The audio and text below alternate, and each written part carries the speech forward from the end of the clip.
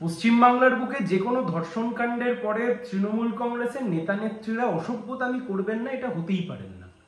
সেই পার্কস্ট্রিট কাণ্ড থেকে শুরু হয়েছিল আর একদম এই শেষ সাউথ ক্যালকাটা ল কলেজের ঘটনা। খুব স্বভাবসিদ্ধ ভঙ্গিতেই মদন মিত্র, তৃণমূল কংগ্রেসের বিধায়ক, তিনি বলে দিয়েছেন যে মেয়েটি যদি ওখানে না যেত, অর্থাৎ সমস্ত দোষ কার্যত মেয়েটিরই, যে মেয়েটি যদি ওখানে না যেত তাহলে এরকম ঘটনা ঘটতো না। কার্যত অ্যাকিউজ করা হয়েছে মেয়েটিকে, এবং এটা নতুন কোনো ঘটনা নয়। 2012 সালে সম্ভবত 11-12 সালে যখন পার্কস্ট্রিট ধর্ষণ কাণ্ডের ঘটনা ঘটে, সেই সময় তো মদন মিত্র স্বভাবসিদ্ধ ভঙ্গিতেই মহিলাটির বিরুদ্ধেই আঙুল তুলেছিলেন। শুধু একা মদন মিত্র কেন, মদন মিত্র, তাপস পাল, চিরঞ্জিত চ্যাটার্জি এবং তার সাথে কাকলি ঘোষ দস্তিদার, মানে তৃণমূল কংগ্রেসের একের পর এক রত্ন। আপনাদের নিশ্চয়ই মনে রয়েছে যে পার্কস্ট্রিট ঘটনার পরে তৃণমূল কংগ্রেসের একজন মহিলা সাংসদ, বারাসাতের মহিলা সাংসদ কাকলি ঘোষ দস্তিদার, তিনি বলেছিলেন ওটা কোনো ধর্ষণই নয়, মহিলা, তিনি একজন প্রস্টিটিউট, এবং এটা হচ্ছে আসলে মহিলার সাথে যে ছেলেগুলো অভিযুক্ত তার সাথে একটা দর কষাকষি নিয়ে সমস্যা হয়, সেই কারণে এটাই বিষয়, এটা কোনো ধর্ষণের গল্প নয়।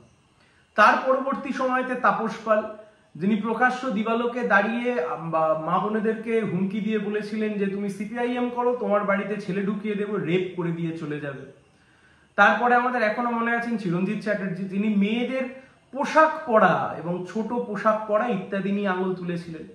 সবশেষে মদন মিত্র, যখনই যেরকম কোনো ঘটনা ঘটে, সে আরজিকর হোক, সে পার্কস্ট্রিট হোক, অথবা সাউথ ক্যালকাটা ল কলেজের যে ঘটনা, খুব স্বাভাবিকভাবেই তৃণমূল কংগ্রেসের নেতামন্ত্রীরা একের পর এক অসভ্য মার্কা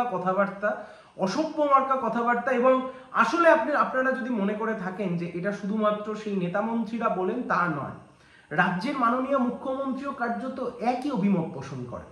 আপনাদের যদি মনে থাকে হাঁসখালির ঘটনা, নদিয়া জেলার হাঁসখালির ঘটনা, সেই নদিয়া জেলার হাঁসখালির ঘটনাতে আমাদের এখনো স্পষ্টত মনে রয়েছে, সেই সময়তে মুখ্যমন্ত্রী মমতা বন্দ্যোপাধ্যায় বলেছিলেন যে এটি হচ্ছে মেয়েটিকে খুন করে দেওয়া হয়েছে ধর্ষণ করবার পরে, বাচ্চা মেয়ে, তার সাথে অ্যাফেয়ার ছিল এবং এটা কোনো ধর্ষণের ঘটনা নয়।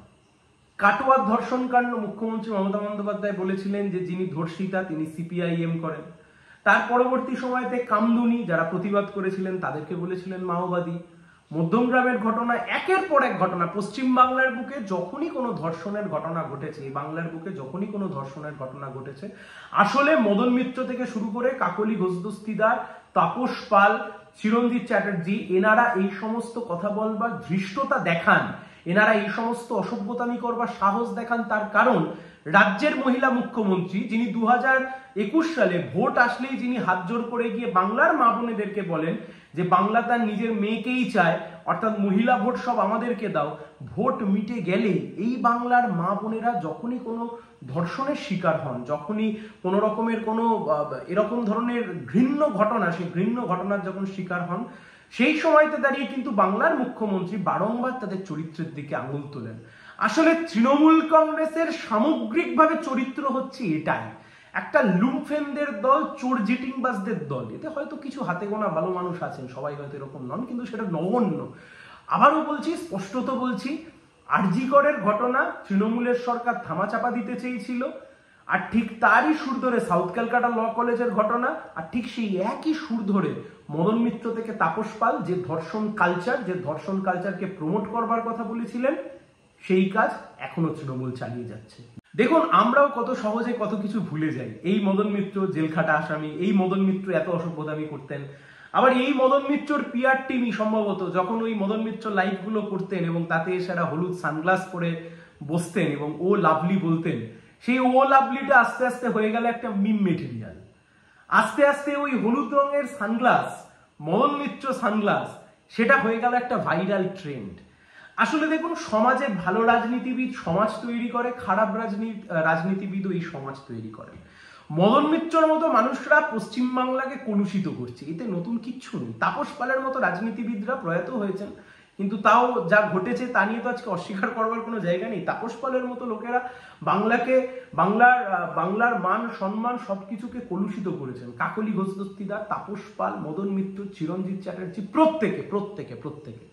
কিন্তু আমরা কোথাও না কোথাও গিয়ে হয়তো মাঝে মাঝে এগুলো ভুলে যাই, আর ভুলে যাই বলেই এই বাংলার বুকে এই ঘটনা বারবার ঘটে, আর এই বাংলার বুকে এই ঘটনা ঘটবার পরেও এই সমস্ত নেতামন্ত্রীরা আমার আপনার বাড়ির মা বোনেদের মান সম্মান যেখানে জড়িত থাকে তা নিয়ে অসভ্যতামি করবার সাহস দেখায়। সবাই ভালো থাকবেন, সুস্থ থাকবেন, শুধু এটুকুই মাথায় রাখবেন, একের পর এক বাংলার মা বোনেরা কিন্তু আক্রান্ত হচ্ছেন। আপনি তৃণমূল করেন কি না করেন সেটা বড় কথা নয়, হতে পারে আগামী দিনে আপনার বাড়ির মহিলার সাথে হয়তো একই ঘটনা ঘটলো, আর তখন মদন মিত্র থেকে শুরু করে তৃণমূল কংগ্রেসের এই অসভ্য মানুষগুলো এই একই মন্তব্য করবেন। পারবেন তো তখন সহ্য করতে? সবাই ভালো থাকবেন।